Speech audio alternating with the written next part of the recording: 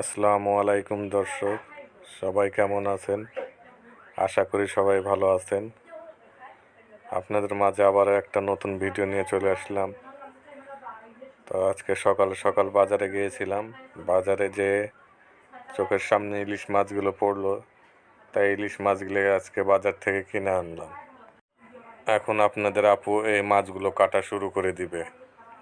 এই যে দেখেন কত সুন্দর মাছগুলো এখন কাটবে। বাজারে গিয়ে অনেক দিন পর এই তাজা মাছগুলো দেখা পেলাম, তাই ভাবছি বাড়ির জন্য আজকে নিয়ে যাই। তো বাসায় নিয়ে এসে এই যে কাটাকাটি শুরু হয়ে গেল এখন। তো আপনাদের বেশি বড় সাইজের মাছগুলো না, মাছগুলো আকারে একটু ছোট, কিন্তু তাও বাজারে তাজা মাছ পাইছি তাই নিয়ে আসলাম।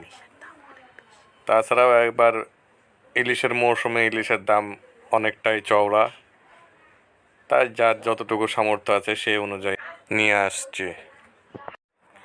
মাছগুলো এখন কাটাকাটি চলতেছে। এই যে মাছটা এখন কাটলো, দেখেন কত সুন্দরভাবে কাটে। মাছগুলো এখন পিচ পিচ করা হবে। আর তাজা মাছ দেখতে খুব সুন্দর লাগে, কাটতে দেখলেও খুব ভালো লাগে।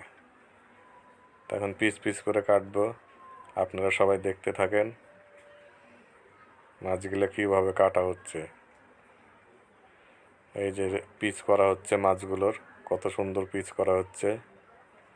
একটা মাছ থেকে বেশি পিচ করা যাবে না অবশ্য, এই 3-4 পিচ করা যাবে। এই যে আরেকটা মাছ কাটা শুরু করে দিল।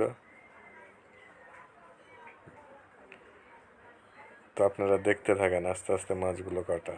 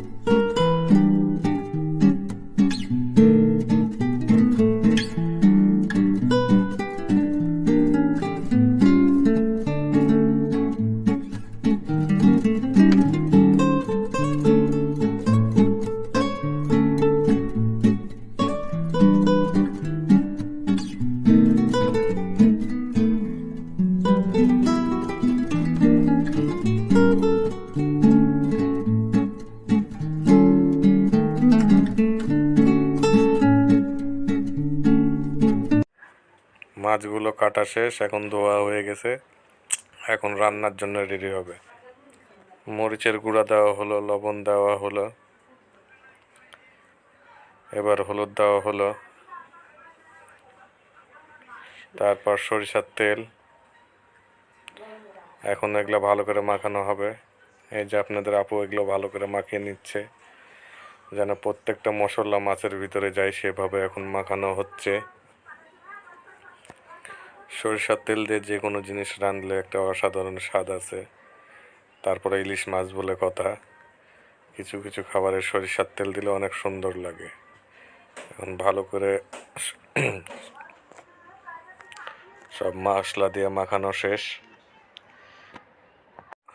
এখন ভাজার জন্য মাছগুলো রেডি হয়ে গেছে। এই যে এখন গরম তেলের পুরো মাছগুলো ভাজা হবে। সব মাছগুলো আস্তে আস্তে দেওয়া হচ্ছে।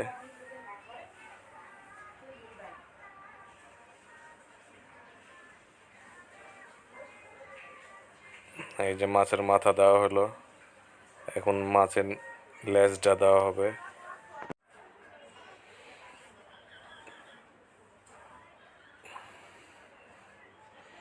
আপনারা দেখতে থাকেন।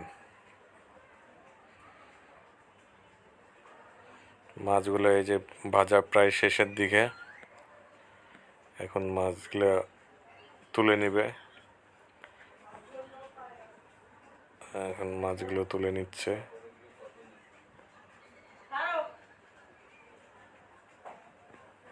এই যে এখন পেঁয়াজ দেওয়া হলো,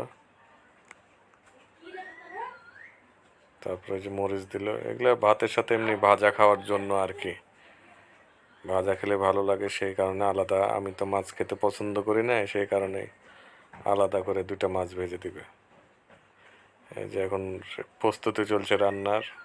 পেঁয়াজ দেওয়া হয়েছে, রসুন দেওয়া হলো, এখন লবণ মরিচের গুঁড়া দেওয়া হলো, এখন দেওয়া হচ্ছে হলুদ।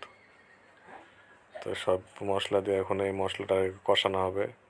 এর সাথে একটু পানি দিয়ে দিলাম।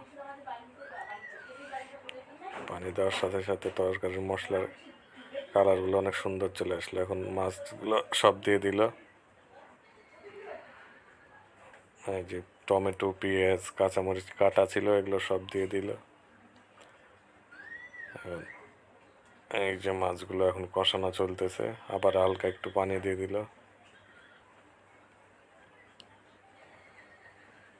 পানি দেওয়াতে মাছের কালারটা মনে হয় আর একটু সুন্দর চলে আসছে।